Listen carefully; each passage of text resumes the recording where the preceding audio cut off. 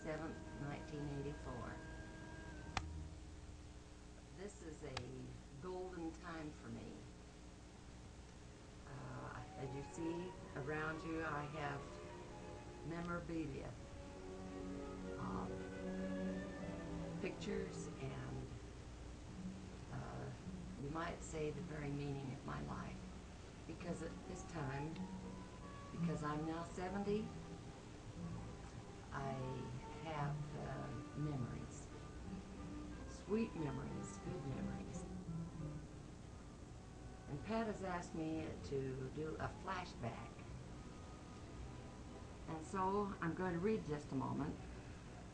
The first years of my life were very sweet years, until my life joined to my husband's. Now I am but an echo, a fount of the memory that is filled with sweetness, with zest, with the activities of the product of our lives together.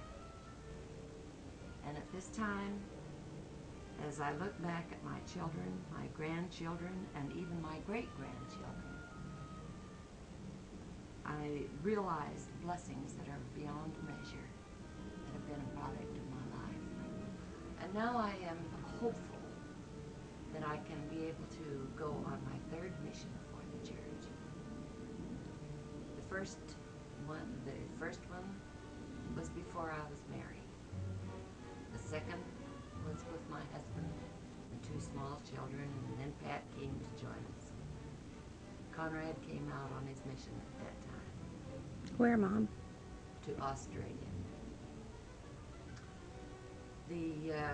A person is what they are, so I guess I had better tell you a little bit about what I am. What has made me what I am. To start with was the Jordan line. This is my father's family, his brothers and his two sisters.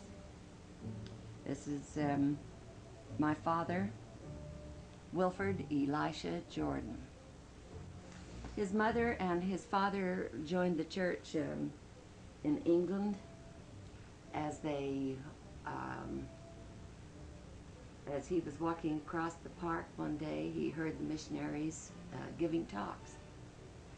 And they joined the church, and grandmother walked across a mile of snow field, and they cracked a hole in the ice, and she was baptized at that time, and then walked back with the wet clothes on her back across this mile of field, and didn't even catch a cold.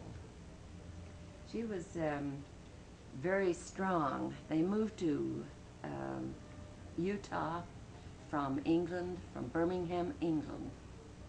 And grandfather was very ill.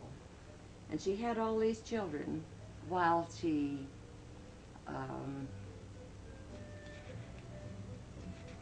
when they first moved out here. Mrs. Father, after he was a grown man and after I was this age, this is a picture of him. I adored my father. My first memory of my father was as a small child. I was about 2 or 3, and I remember him riding into the thing on a black stallion, and he was up there, and I looked at him, and he looked like God to me. He was always very loving and adoring. He never laid a hand on us, but he was always very firm. He would say, as I was at this age, he would say, come on, Delsa, walk to church with me. And we would walk the half mile to church. And there he would give me the lessons as we'd go. I remember him lying on the sofa in the living room, reading the Bible on a Sunday afternoon. And he would say, listen to this. It's so exciting. It's Moses. Just think. Also Joshua. And he said, choose ye this day whom ye will serve. But as for me and my house, we will serve the Lord. That was how I was raised with my father and his attitude. Then there was the Farnsworth line, which was my mother. He married my mother after he got back from his mission to England. They came to Salt Lake City and were married in the temple. They lived in Idaho at that time. My grandmother, who had come before, was able by herself to clear land and to be able to make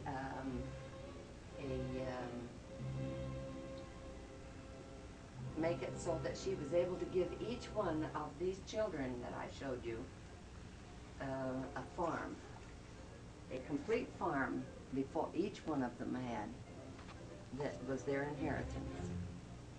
She looked very much like me. That is, she was my height. She had my white hair, or I have hers. And she was very dignified.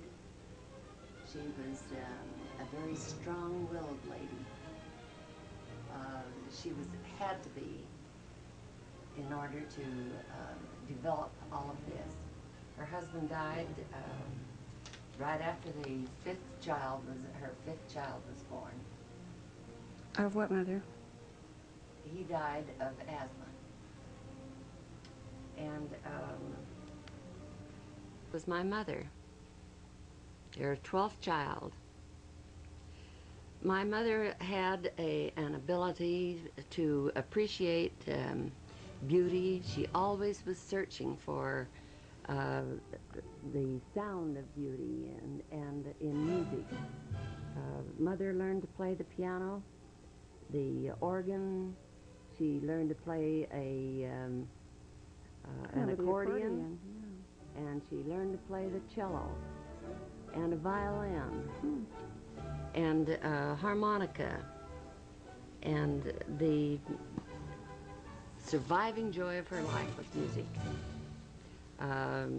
She never had much training, but she enjoyed that. She loved, she would look out and she would say, "Look at the sunset, look at the beautiful flowers." Mother passed away this month at 89. She married my father, and they had 4 children. These are some of them. These are the 4 children as we're small. This is me at 8 years of age, dancing lessons. Who was that, Mom? Right here? Me. Oh, okay. I'm trying to find now. These are my brother and sisters. I have 2 sisters and 1 brother, mother and dad. We had a happy childhood. I remember when Penny was, this is my brother, we called him Penny. His name was Wilford Penrose Jordan. This was Dad's mission president, was President Penrose. So they called him Wilford Penrose. But he liked to be called Bill. But I remember when he was a little fellow, he was about 2 years old, there was a ditch in front of our place.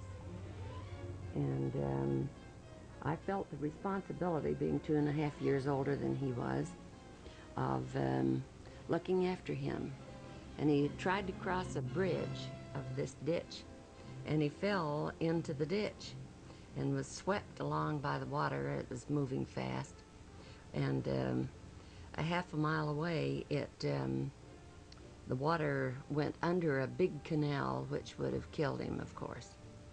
And of course, I had been warned, and so I jumped in after him, and I pushed myself against the water, having a terrible time. And it was just before the water swirled to go under this big canal that I was able to reach and catch a hold of his skirts and drag him back.